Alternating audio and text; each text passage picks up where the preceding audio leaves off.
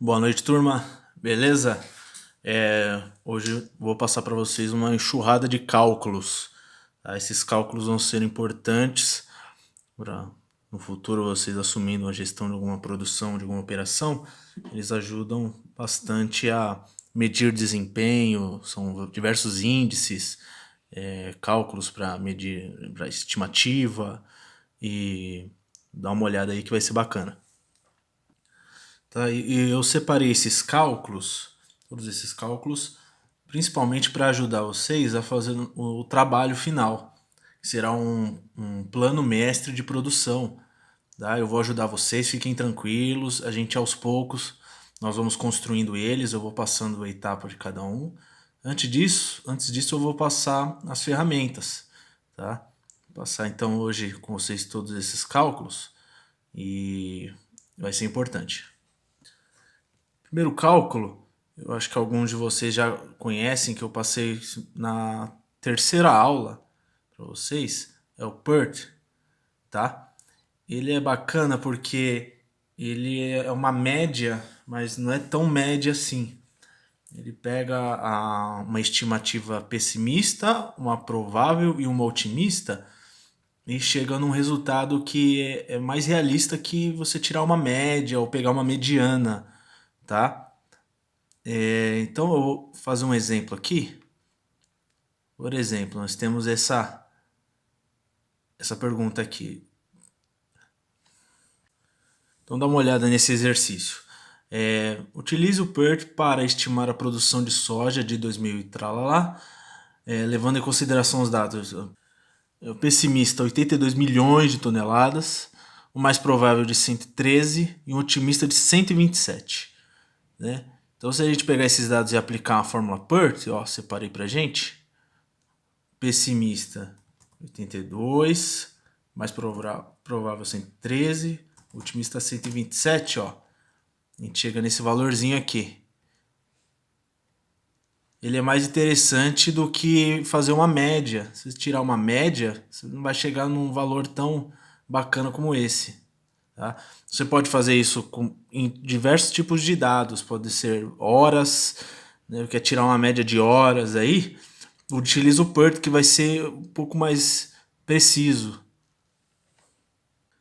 Porque olha só, se a gente tirar uma média normal, né, vamos tirar uma média aí comum. A gente soma, pega e divide por 3. Ó como foge, tá vendo?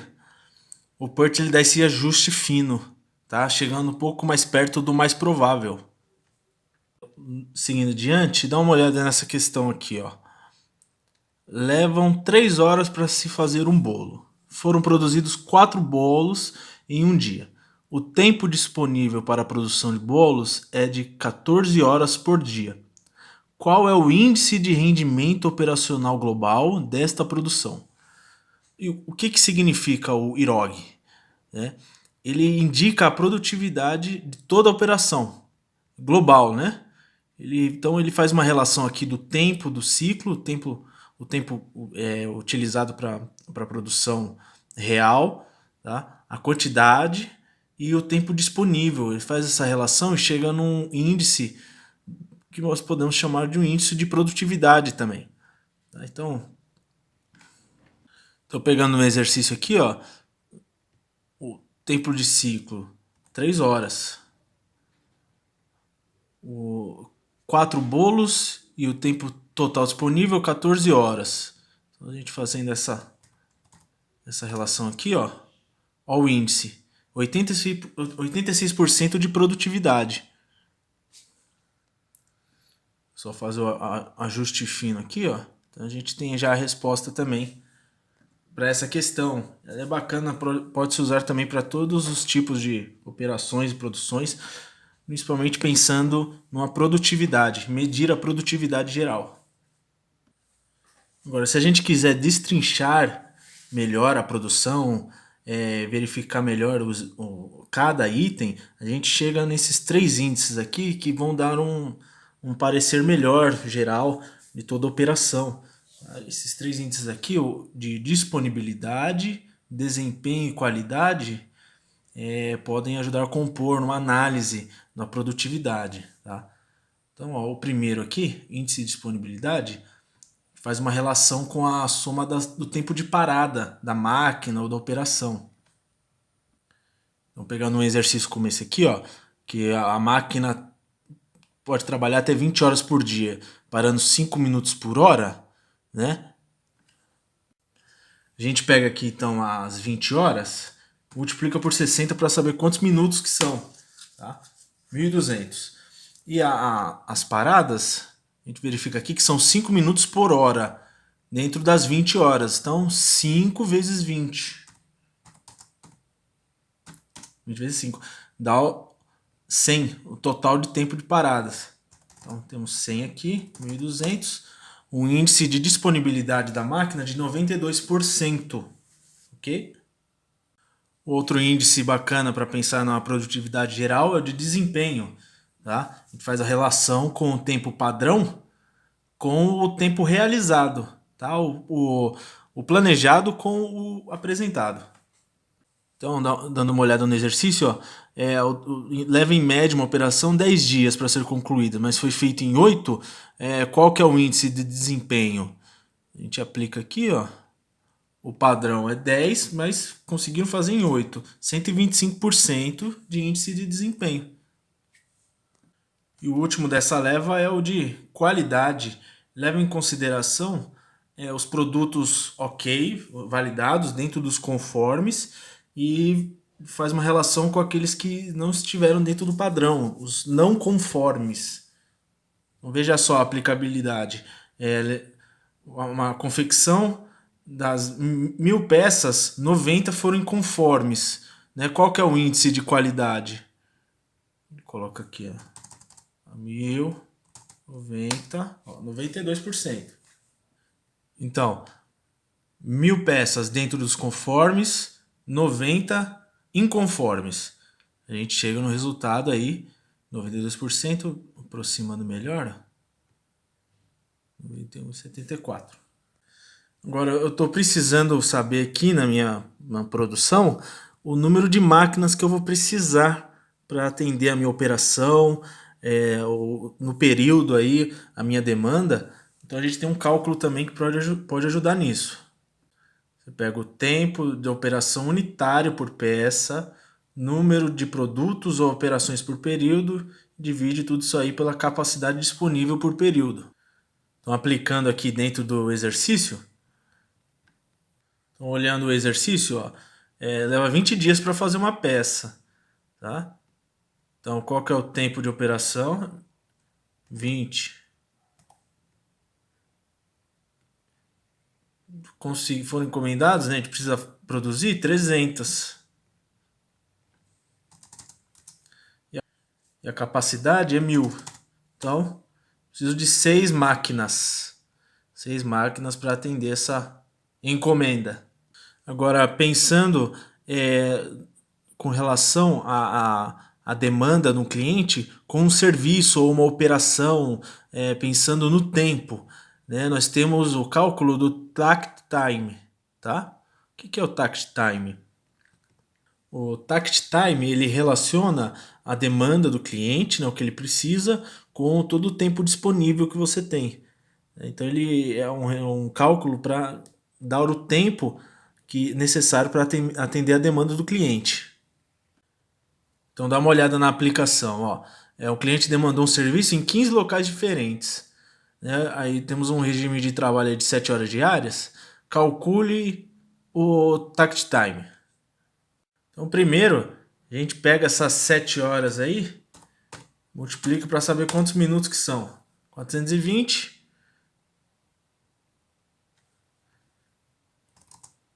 E o cliente demanda 15 locais diferentes. Então, 28 minutos. 28 minutos é o takt time.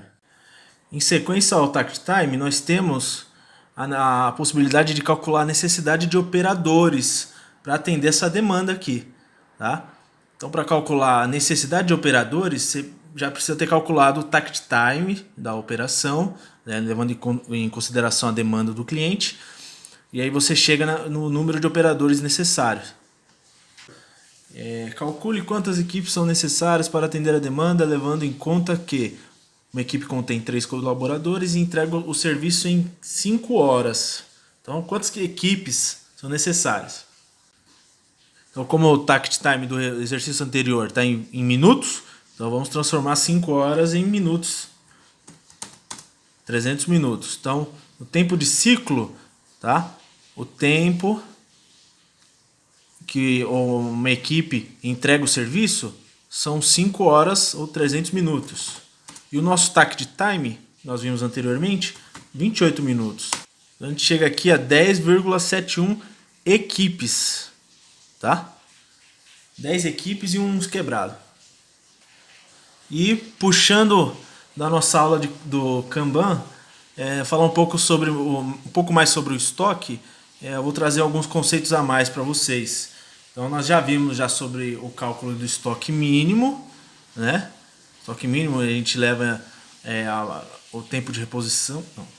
O estoque mínimo a gente pega o consumo diário, né? Vezes o tempo de reposição e acrescenta uma margem de segurança.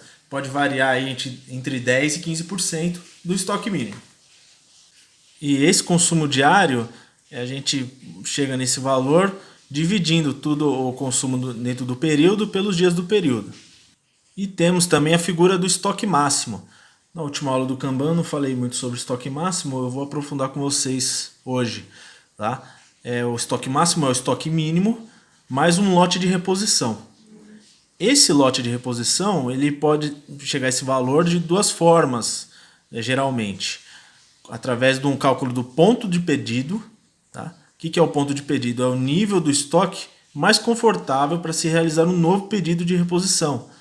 Tá? A gente chega nesse valor fazendo uma conta aqui do consumo médio mensal vezes o tempo de reposição mais o estoque mínimo. A gente chega aqui, a gente pode somar com o estoque mínimo novamente, né? Já está somando ali, e a gente chega no valor do estoque máximo. Ou existe também a conta do lote econômico de compra, LEC. Tá? Ele é mais criterioso, tá? Porque ele leva umas questões aqui, como por exemplo o custo unitário de estocagem.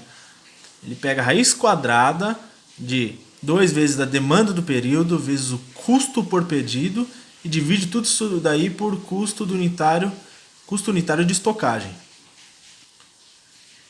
Então ele é mais criterioso, mas ele é ideal para demandas e estimativas mais bem definidas, sem muita volatilidade, sem muita elasticidade, algo que é mais ou menos sempre aquilo. Aí você pode usar o lote econômico de compra, porque vai te dar o valor praticamente exato. Aí você pode usar o lote econômico de compra. Tá? É bacana, está em dúvida do lote de reposição, aplica as duas fórmulas e vê o que fica mais bacana. Então, observando aqui esse exercício, ó, então nesse caso aqui é para calcular o estoque mínimo e máximo, considerando o lote de reposição sendo o ponto de pedido, tá? Então, vamos usar essa formulazinha aqui. E tem os seguintes dados: 2.000 de mercadorias vendidas em 6 meses, 10 dias de tempo de reposição e uma margem de segurança de 10%. Então, vamos começar pelo estoque mínimo aqui. Opa, aqui. Então, ó, nesse exercício, levando em conta aqui o lote de reposição como sendo o ponto de pedido, os dados dão aqui 2.000 de mercadorias vendidas em 6 meses. Então, foi 2.000. Dias do período, 6 meses. 6 meses vezes 30 são 180 dias. Certo? E o tempo de reposição, 10 dias de tempo de reposição. Chegamos aqui, ó, 10 dias. Opa, estoque mínimo de 111. Mas tem aqui também a margem de segurança. No caso, 10%. Então, estoque mínimo mais a margem de segurança, 122,22. E o estoque máximo, a gente precisa colocar aqui primeiro o estoque mínimo, que nós já vimos no exercício anterior, e o lote de reposição. No caso, ponto de pedido. Então, aplicando aqui o ponto de pedido, consumo médio mensal. Vamos pegar aqueles 2.000. Vamos pegar aqueles 2.000 e dividir por 6 meses, para chegar numa média mensal. Então são 333. O tempo de reposição são 10 dias, né? Como já vimos aqui. E o estoque mínimo, 122,22. Olha o nosso ponto de pedido aqui, 3.452,22. Vamos colocando aqui, 3.452,22. Nosso estoque máximo, 3.574,44. Então, essa é a resposta. Tá certo, gente? Beleza, gente? Então eu vou mandar essa planilha para vocês, todo o material, para vocês brincarem. Tem o link também do formulário para vocês mexerem. E aí nós vamos aplicando esses cálculos dentro do trabalho de cada dupla. Tá? Fiquem tranquilos que eu vou dando aí as instruções e vamos fazer um trabalho bacana daqui para frente. Beleza, gente? Qualquer dúvida eu estou à disposição. Valeu!